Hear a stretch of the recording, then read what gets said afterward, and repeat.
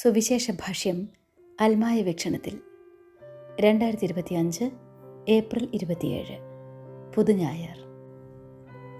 ഏശയ്യായുടെ പുസ്തകം അധ്യായം 55 വാക്യങ്ങൾ 4 മുതൽ 13 വരെ. ശ്ലീഹ 4-ാം അധ്യായം 32 മുതൽ 37 വരെ വാക്യങ്ങൾ. കൊളോസോസുകാർക്ക് എഴുതിയ ലേഖനം 1-ാം അധ്യായം 12 മുതൽ 20 വരെ വാക്യങ്ങൾ.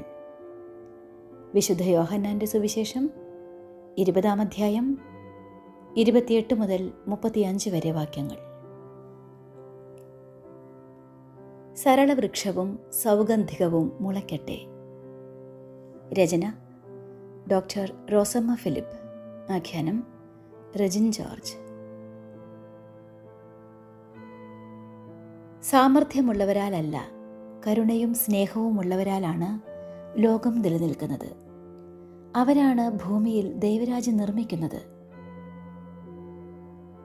മഹായുദ്ധങ്ങളുടെ, ഏകാധിപതികളുടെ വാഴ്ചകളുടെയും വീഴ്ചകളുടെയും നാളുകളിൽ 1940 പുറത്തിറങ്ങിയ ദ ഗ്രേറ്റ് ഡിക്റ്റേറ്റർ എന്ന സിനിമയിൽ ചാർലി ചാപ്ലിൻ നടത്തുന്ന പ്രഭാഷണത്തിൻ്റെ പ്രസക്ത ഭാഗമാണിത്. കരുണയും സ്നേഹവും ചേർത്ത് നിർമ്മിച്ച വഴികളിലൂടെ വിഭാഗീയതയുടെ മതിലുകൾ തകർത്ത് ഭൂമിയിലെ ദൈവരാജ്യത്തിൻ്റെ അംബാസഡറായി പോപ്പ് ഫ്രാൻസിസ് നിലകൊണ്ടു. ആകാശത്തു നിന്നും വരുന്ന മഴയും മഞ്ഞും ഫലരഹിതമായി തിരിച്ചു ചെല്ലാത്തതുപോലെ ഭൂമിയെ നനച്ച് ഉദ്ദേശ്യം നിറവേറ്റി ഏൽപ്പിക്കപ്പെട്ടവയെല്ലാം വിജയകരമായി പൂർത്തിയാക്കി പോപ്പ് ഉദ്ധിതനായി. കുരിശിൽ ചിന്തിയ രക്തത്തിൻ്റെ ബലത്താൽ സർവ്വതും അനുരഞ്ജിപ്പിക്കുന്നതിനും സമാധാനം സ്ഥാപിക്കുന്നതിനും പരിശ്രമിച്ച് സഭയെ നയിച്ചു.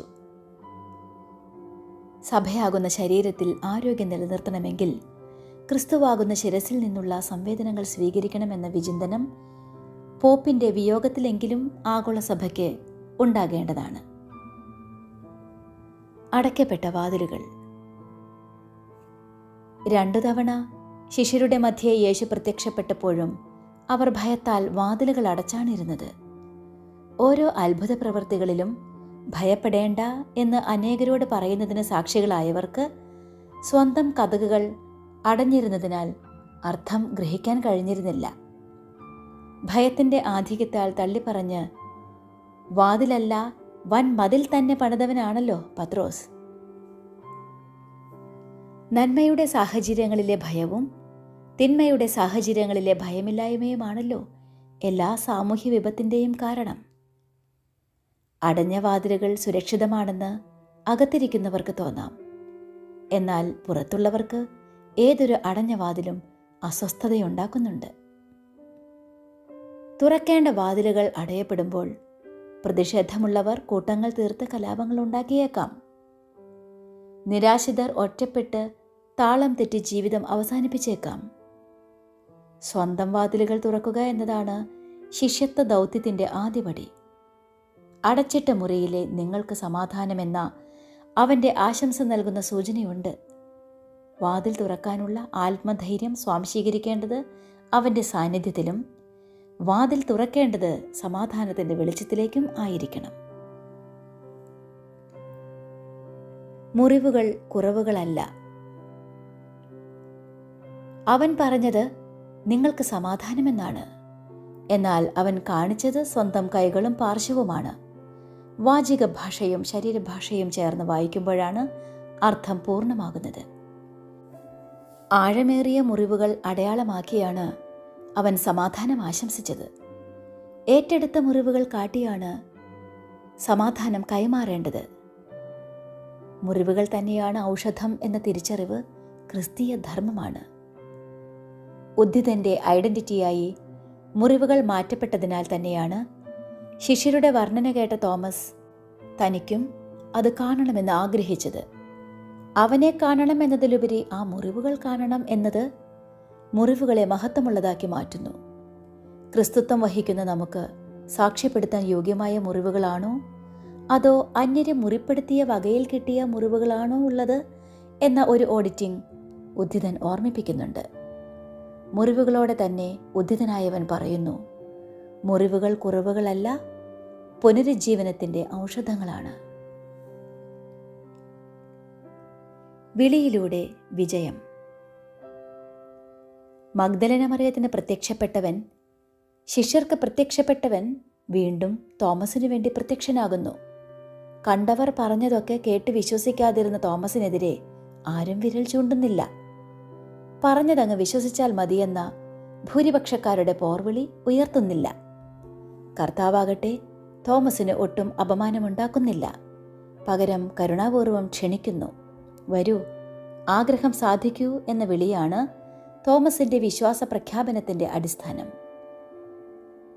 അനുരഞ്ജനത്തിന്റെ വിളികളിലൂടെ മാത്രമാണ് ഒരു ഹൃദയവും ഒരാത്മാവുമായി വിശ്വാസികൾക്ക് മുന്നേറാനാകുന്നത്. ചിലപ്പോഴൊക്കെ ചിലർ അഭിപ്രായ വ്യത്യാസങ്ങൾ പ്രകടിപ്പിച്ചേക്കാം. പോകൂ എന്നല്ല, വരൂ എന്ന് വിളിക്കാൻ കൃപാവരത്തിന്റെ സമ്പത്തുള്ള ചിലരെങ്കിലും വേണം. പറമ്പും വീടും വിറ്റ് സ്വത്ത് പങ്കുവച്ച് വിശ്വാസികളുടെ കൂട്ടായ്മ ഉണ്ടാക്കണമെന്നത് ആവശ്യമില്ലാത്ത കാലത്ത് വിശ്വാസികളെ വിറ്റ് കൂട്ടായ്മ തകർക്കപ്പെടുന്ന ചില സാഹചര്യങ്ങൾ ഉണ്ടാകുന്നു എന്നത് സഭ നേരിടുന്ന വെല്ലുവിളിയാണ്. അടുത്തേക്ക് വിളിക്കാൻ ധാർമ്മിക ധൈര്യം വേണം.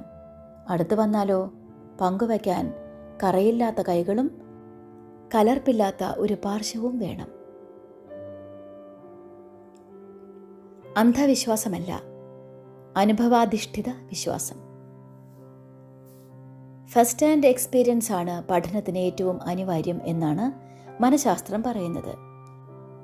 ഇന്ദ്രിയങ്ങൾക്ക് നേരിട്ട് അനുഭവവേദ്യമാകുന്ന കാര്യങ്ങൾ വൈകാരിക തലത്തിലും ബൗദ്ധിക തലത്തിലും രൂപാന്തരമുണ്ടാക്കും. തോമസിന്റെ ഹാൻഡ് എക്സ്പീരിയൻസ് ആണ് ഫസ്റ്റ് ഹാൻഡ് എക്സ്പീരിയൻസ് എന്നതിൻ്റെ മനോഹരമായ പര്യായം. വിരലും കൈകളും ചേർന്ന് നൽകിയ ആ അനുഭവമാണ് സർവ്വപരിഭ്രമങ്ങളും മാറ്റി സത്യബോധ്യത്തിലെത്താൻ തോമസിനെ പ്രാപ്തനാക്കിയത്. നേരിട്ട് കണ്ടു ബോധ്യപ്പെട്ട ശിഷ്യർ 8 ദിവസങ്ങൾ കഴിഞ്ഞ് വീണ്ടും കതകടച്ചിരുന്നത് ഉറപ്പില്ലാത്ത വിശ്വാസത്താൽ അവർ സന്ദേഹികളായിരുന്നതിനാലാണല്ലോ. കേൾവിയാകണമെന്നില്ല കാഴ്ച, കാഴ്ചയാകണമെന്നില്ല സ്പർശം. നേരനുഭവങ്ങളിലൂടെ സത്യങ്ങൾ ബോധ്യമാകുമ്പോഴാണ് വിശ്വാസം ഉറപ്പുള്ളതാകുന്നത്. മുൾച്ചെടിക്ക് പകരം സരളവൃക്ഷവും കാരക്കയ്ക്ക് പകരം സൗഗന്ധികവും മുളയ്ക്കണമെങ്കിൽ അനുഭവാധിഷ്ഠിത വിശ്വാസത്തിന്റെ ഔന്നത്യമുള്ള ചിന്തകളും വഴികളും നമുക്കുണ്ടാകണം. കാണുന്നത് എങ്ങനെ വിശ്വസിക്കും? 1/4 നൂറ്റാണ്ടു മുൻപ് ഒരു പിതാവിനെയും 2 മക്കളെയും സുവിശേഷ പ്രഘോഷകരായതിനാൽ ചുട്ടുകൊന്നു. ഗ്രഹാം സ്റ്റെയിൻസ് എന്ന മിഷണറിയുടെ ഘാതകരിൽ ഒരാളായ മഹേന്ദ്ര ഹെംബ്രാം ഒരാഴ്ച മുമ്പ് ഒഡീഷയിൽ ജയിലിൽ നിന്നും പുറത്തു വന്നപ്പോൾ പുഷ്പഹാരമണിയിച്ച് സ്വീകരിക്കുന്നത് നാം കണ്ട കാഴ്ചയാണ്. കണ്ണു ചോദിക്കുന്നു. ജ്വാലയാക്കി ചാരമാക്കിയതിന് മാലയും ആരവവും ഉറപ്പായ കാലത്ത് കാഴ്ചയ്ക്കപ്പുറത്ത് മറ്റു ചിലതുകൂടി കാണുന്നില്ലേ? ഒന്ന് നോക്കിയാൽ പോലും ചങ്കുപിടയ്ക്കുന്ന പഹൽഗാം കാഴ്ചകൾ കണ്ണീരാൽ മങ്ങലാകുന്നു. ഇതൊക്കെ ചില പുറം കാഴ്ചകൾ. അകത്ത് വീട്ടിലും വിദ്യാലയങ്ങളിലും ആരാധനാലയങ്ങളിലും ഒരിക്കലും കാണാൻ പാടില്ലാത്ത ചില കാഴ്ചകൾ റീലുകളുടെ പ്രവാഹമായി കൈവെള്ളയിലിരിക്കുന്ന ഫോണിൽ തിമിർത്ത് തുള്ളുമ്പോൾ ആണിയടിക്കപ്പെടുന്ന വേദന തോന്നിയില്ലെങ്കിലും ഉറുമ്പ് കടിക്കുന്ന നൊമ്പരമെങ്കിലും വിശ്വാസിക്ക് തോന്നേണ്ടതാണ്. കാണാതെ വിശ്വസിക്കുന്ന ഭാഗ്യവാന്മാരാകാൻ ശ്രമിക്കുന്ന നമുക്ക് കാണുന്നവ പലതും വിശ്വസിക്കാനാകാത്ത ദൗർഭാഗ്യകാലമാണിത്. വിളിക്കാൻ എൻ്റെ കർത്താവേ, എൻ്റെ ദൈവമേ എന്നല്ലാതെ മറ്റെന്തെങ്കിലുമുണ്ടോ? ആ വിളിക്ക് അവൻ കാണിച്ചു തരുന്ന കാഴ്ച ഒന്നേയുള്ളൂ, കൈകളും പിന്നെ പാർശ്വവും. ഞാൻ ചോദിക്കുന്നു, മുൾച്ചെടിക്ക് പകരം സരളവൃക്ഷവും കാരയ്ക്ക് പകരം സൗഗന്ധികവും മുളയ്ക്കുന്ന ഒരു പുതുദിനം വരുമോ? അവൻ പറയുന്നു, അവിശ്വാസിയാകാതിരിക്കൂ. ആ പുതുഞായർ ഇന്ന് തന്നെയാണ്. നിന്റെ ദൗത്യം തുടരുക. ജീവന്റെ ഉറവയായി ഞാൻ കൂടെ ഒഴുകാം. സുവിശേഷ ഭാഷ്യം അൽമായ വീക്ഷണത്തിൽ 2025 ഏപ്രിൽ 27 പുതുഞായർ. സരളവൃക്ഷവും സൗഗന്ധികവും മുളയ്ക്കട്ടെ. രചന ഡോക്ടർ റോസമ്മ ഫിലിപ്പ്. കോളേജ് പ്രിൻസിപ്പാളും പ്രഭാഷകയുമാണ് ലേഖിക. ആഖ്യാനം രജിൻ ജോർജ്.